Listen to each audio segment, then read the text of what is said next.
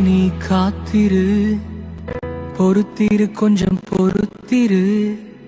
அவர் மேல் நம்பிக்கையாயிரு, காரியம் வாய்க்கும்.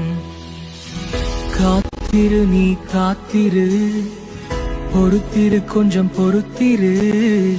அவர் மேல்